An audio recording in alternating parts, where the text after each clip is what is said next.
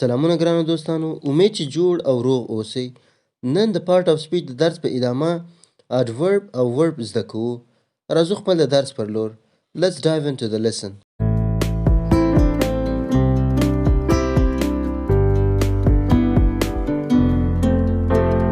اول راځو verb تعریفو او وروسته راځو adverb تعریفو.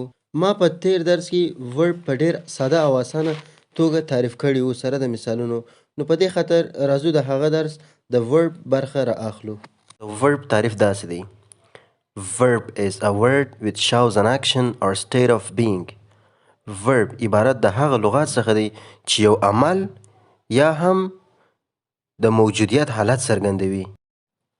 کچیری ستاسې په یاد وي، په کلي کې ځینې وخت زموږ مشران چې موږ ته نصیحت کوي، وایي ګورئ خپل ملګرو سره جنګ، د همسایګانو ازارول او درواغ ویل دا غلط فعلونه دي.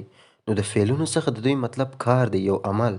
نو فعل عبارت د یو کار یا عمل څخه دی. مثلا they kidnap a child، دوی کوچنی تښتوي یا کوچنی غلا کوي. دا کیدناپ تښتول دا خپل یو فعل یو عمل دی. نو دا په انګلیسي ژبه کې verb وایي. ګورئ موږ چې سهار د خوبه راویښیږو او بیا چې شپه سي تر خوب وخته پورې موږ د ورځې په جریان کې ډیر کارونه کوو. اول خو سهار مخ مینځې، بیا کار ته ځې، بیا راځې مکتب ته ځې، تلویزیون ګورې، داسې خبرې کوې، هاسې داسې دا ټول ورځنی کارونه دا خپله ټوله verb دی. دا یو اکشن یو عمل دی. اوس راځو مثالونو ته. مثلا they speak French، دوی فرانسوي خبرې کوي. دا speak خبرې کول دا یو عمل یا یو فعل دی. مثلا he reads a newspaper، he reads a newspaper، دی اخبار لولي. دا خپل لوستل یو فعل یا عمل دی. keep in mind the abbreviation of verb is v letter. په یاد مو وي د verb مخفف یا د فعل مخفف همیشه د v په توري سره ښودل کیږي. he sings a song، sings یعنی سندره ویل. سندره ویل خپل یو فعل یو کار دی. نو sings verb سو.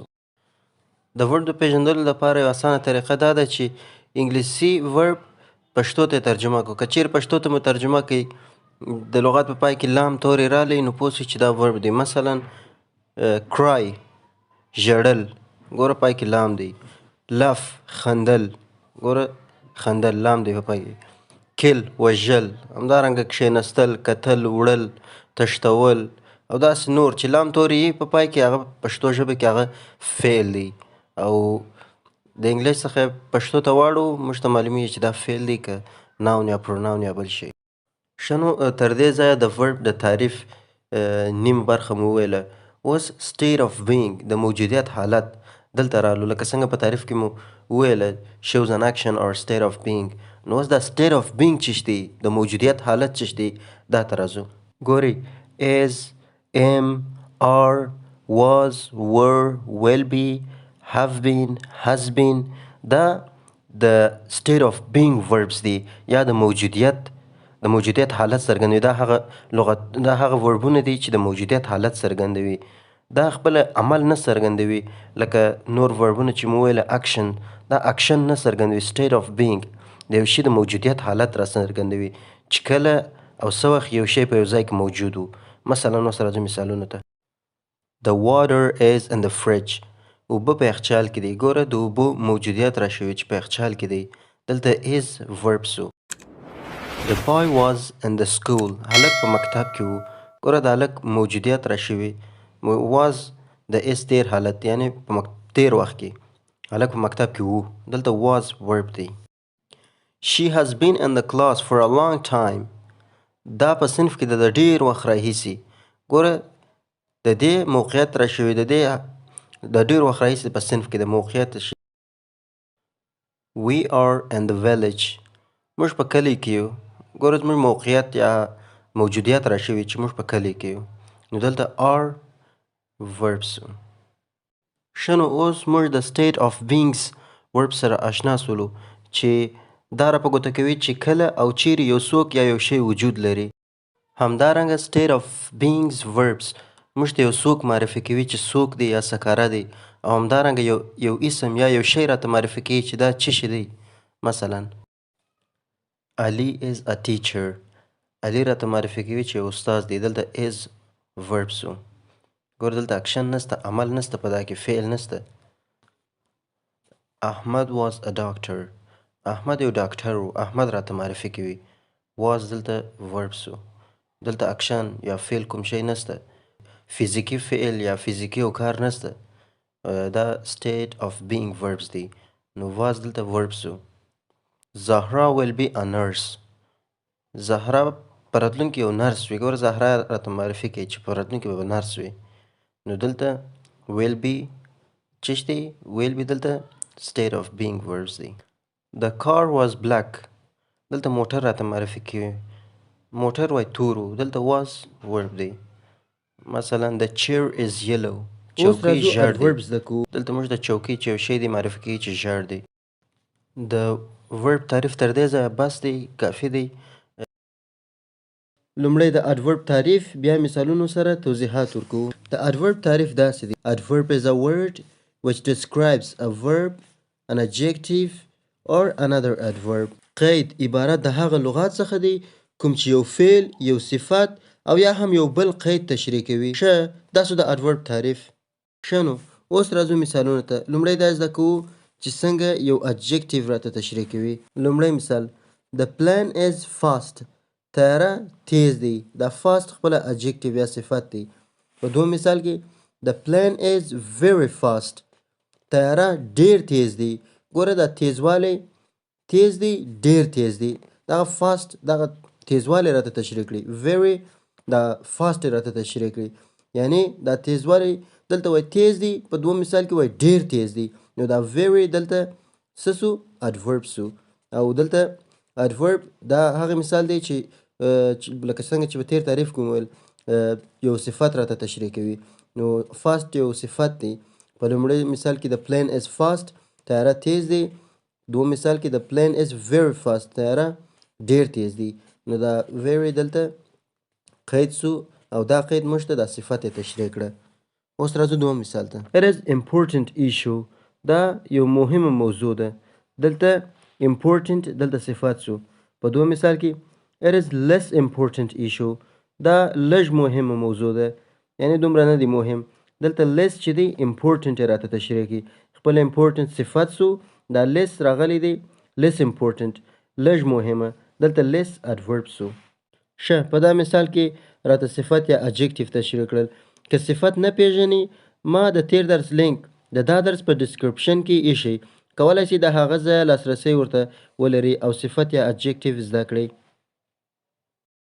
ښه نو اوس راځو دا زده کوو چې څنګه verb یا فعل تشریح کوي. ګورئ په دا مثال کې I run in park.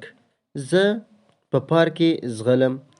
I run in park slowly. زه په پارک کې په کرار ډول یا په آهسته ډول ځغلم. ګوره run دا زما ځغاسته څنګه دی؟ په کرار ډول. دا run خپله verb سو او slowly adverb سو. ځکه دا verb یا فعل راته تشریح کوي. دا فعل څنګه اجرا کیږي؟ slowly په کرار اجرا کیږي. دا ځغاسته په کرار اجرا کیږي. نو slowly خپله adverb سو او run خپله فعل سو. دوم مثال: we went to picnic. موږ میلې ته ولاړو. we went to picnic yesterday. موږ میلې ته پرون ولاړو. ګوره went خپله verb سو او yesterday adverb سو. ګوره دا yesterday went راته تشریح کوي. یعنی دا went دا تک څه وخت سوی دی، دغه فعل څه وخت سوی دی؟ yesterday پرون. نو دا ځکه چې دلته went یا فعل تشریح کړی دی، دا عمل څه وخت اجرا سوی دی، نو دا yesterday خپله adverb سو. بل مثال: she drives carefully. دا په احتیاط موټر چلوي. ګوره drives موټر چلول، carefully په احتیاط سره. ګوره دا چلول څنګه کوي؟ دا موټر په احتیاط سره کوي. دا فعل په احتیاط سره اجرا کوي. نو دا carefully خپله adverb سو. اوس راځو دا زده کوو چې څنګه یو بل قید یا یو بل adverb تشریح کوي. مثلا he speaks quickly. دی په چابکۍ سره خبرې کوي. ګوره quickly خپله adverb سو، ځکه speaks دغه فعل راته تشریح کړی دی. دا speak خبرې کول په چابکۍ سره کیږي. نو دا quickly خپله adverb سو. نو په دوم مثال کې he speaks too quickly. دی په ډیر چابکۍ سره خبرې کوي. ګوره quickly خو په لوړ مثال کې خپله adverb سو. دا too ډیر نو دام adverb سو ځکه too quickly ډیر په چابکۍ سره نو too او quickly دلته دواړه adverb سو ځکه too راغلی دی quickly راته تشریح کړی دی یعنی دا چابکۍ او په دوم مثال کې په ډیر چابکۍ سره too دلته adverb سو. بل مثال We did our job nicely. موږ خپل وظیفه په ډیر ښایسته توګه سرته ورسول. We did our job more nicely. موږ خپل وظیفه په ډیر ښایسته توګه سره سرته ورسول. ګوره په لوړ مثال کې nicely خپل adverb دی ځکه دغه did دغه کار کول په ښایسته توګه سره سرته ورسېدی. دا nicely دا خپل adverb سو. په دوم مثال کې more راغلی دی خپل دا nicely تشریح کړی دی. more nicely ډیر په ښایسته توګه سره نو دلته more adverb سو. نو دلته بل قید راته تشریح کړی دی. په یاد مو وي چې هر کله په ډکشنري کې ګوري که د یو لغات ترڅنګ وی لیکلی وو هغه پوه سئ چې هغه verb دی یعنی فعل دی او که AD وی لیکلی وو پوه سئ هغه adverb یا قید دی. ښه نو د نن درس مو همدومره وو. که چیرې غواړئ انګلیسي ژبه په اسانه او عامیانه ژبه باندې زده کړئ نو چینل در سره سبسکرایب کړئ، ویډیو لایک کړئ، خپل پوښتنې په کومنټ کې راته ولیکئ، حتما جواب در کوم. مننه ته دې دمه چې راسره واست. نور نو په خدای جل جلاله مو سپارم. تر نوې درس د خدای په امان. ښه وخت. And tell me what's wrong and why you never said you felt that way. And guess you're trying